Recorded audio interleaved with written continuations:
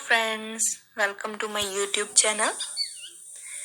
आज मैं आपके लिए जो वीडियो लेकर आई हूँ इसमें हम बात करेंगे इंडस वैली सिविलाइजेशन के बारे में और the most important questions about sculpture, terracotta and seals जो डिफरेंट कॉम्पिटिटिव एग्जाम्स में जिनके बारे में क्वेश्चंस पूछे जाते हैं। तो स्टार्ट करते हैं हमारा आज का topic. As we all know that Indus Valley civilization is known as Harappa Sabhyata or Sindhu Ghati Sabhyata. And the arts of Indus Valley civilization, one of the earliest civilizations on the world, emerged during the second half of the third millennium, which is also known as Bronze Age. ठीक है, bronze age को याद रखना है। Indus valley किस as में emerge हुई थी? ब्रॉन्ज एज में। ठीक है। Then the forms of art found from the various sites of civilizations includes, क्या क्या includes होता है इसमें? जो आर्ट फॉर्म्स हैं उनमें sculptures, seals, pottery, gold ornaments, terracotta, images, ठीक है, फिगर्स, ऐसे बहुत सारी चीजें जो हमें खुदाई के दौरान मिली थी। ठीक है। And the most striking feature क्या थी हड़प्पा सिविलाइजेशन की? तो इसमें बहुत बार क्वेश्चन पूछा जा चुका है। The most striking feature of Harappa civilization was town planning. ठीक है, ये याद रखना है कि सबसे ज्यादा जो इम्पोर्टेंट चीज है हड़प्पा सिविलाइजेशन की वो क्या थी? इसकी town planning. Okay, so which are the most important sites of Indus valley civilization? तो हड़प्पा सिविलाइजेशन की जो मोस्ट इम्पॉर्टेंट साइट्स हैं वो है हड़प्पा एंड मोहनजोदड़ो। ठीक है, these both are the most important sites of Harappa civilisation. These both are in Pakistan. ठीक है, ये दोनों भी पाकिस्तान में है। Then Lothal, Dholavira, Rakhigarh, Banawali, Ropar and Kalibangan, these sites are in India. ठीक है, लोथल, धोलावीरा, राखीगढ़, बनावली, रोपड़ एंड कालीबंगन।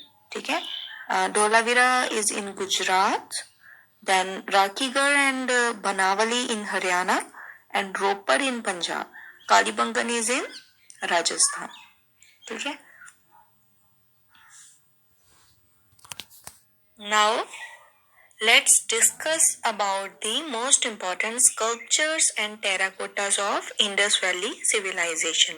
तो सबसे पहले अगर हम बात करेंगे डांसिंग गर्ल, जिसके बारे में शायद आपने पढ़ा भी होगा, आपने सुना भी होगा, which was the most important sculpture. ठीक है, इस स्कल्पचर के साथ रिलेटेड बहुत सारे क्वेश्चंस आते हैं आर्ट रिलेटेड एग्जाम्स में और हिस्ट्री रिलेटेड एग्जाम्स में। This sculpture was from Mohenjodaro. ठीक है, मोहनजोदड़ो की खुदाई में हमें ये डांसिंग गर्ल की फिगर मिली थी। ठीक है, मेड अप ऑफ ब्रॉन्ज। ये किस मटेरियल से बना था स्कल्पचर? ब्रॉन्ज से। One of the best known artifacts of from Indus valley civilization. सबसे इंपॉर्टेंट जो स्कल्पचर था वो डांसिंग गर्ल का स्कल्पचर था। ठीक है, तो इसका साइज भी यहीं पे मेंशन्ड है। इस पे भी क्वेश्चंस आप देख सकते हैं प्रीवियस, अगर एग्जाम्स की हम बात करें, चाहे वो नेट का एग्जाम हो, चाहे वो अदर आर्ट रिलेटेड एग्जाम्स है, तो उसमें साइज पूछा जाता है इसका। ठीक है, तो साइज आप नोट कर लेना है यहाँ से। देन ये कब का है, ये कब का बना हुआ माना जाता है? तो मेंशन्ड है circa 2500 BC. The next important thing about the sculpture of dancing girl was ये अब कहाँ पे प्रिजर्व्ड है? ठीक है, तो ये अब नेशनल म्यूजियम न्यू दिल्ली में रखा गया है।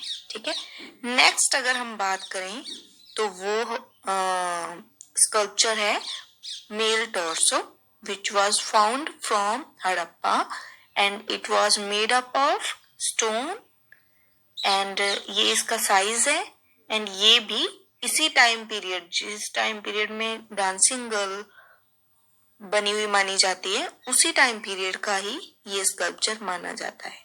और ये दोनों आप याद रख सकते हो कि ये भी अभी कहाँ पर है, नेशनल म्यूजियम न्यू दिल्ली में है। देन अगर हम बात करें टेराकोटा स्कल्पचर्स की, तो उसमें सबसे इम्पोर्टेंट जो स्कल्पचर था वो था mother goddess, which was found from Mohenjodaro, which was made up of terracotta. ठीक है, इसका साइज मेंशन्ड है ऑलरेडी यहाँ पे, and which was also from the time period 2500 BC, which was also preserved in National Museum, New Delhi. Okay? तो अगर हम seals की अब बात करेंगे, तो most important seal was from Mohenjo-daro, which was seal of bull. ठीक है, which was made up of stone. This is the size of the seal and ये देखो, अब ये भी 2500 BC का ही माना जाता है और ये भी नेशनल म्यूजियम न्यू दिल्ली में प्रिजर्व्ड है नाउ।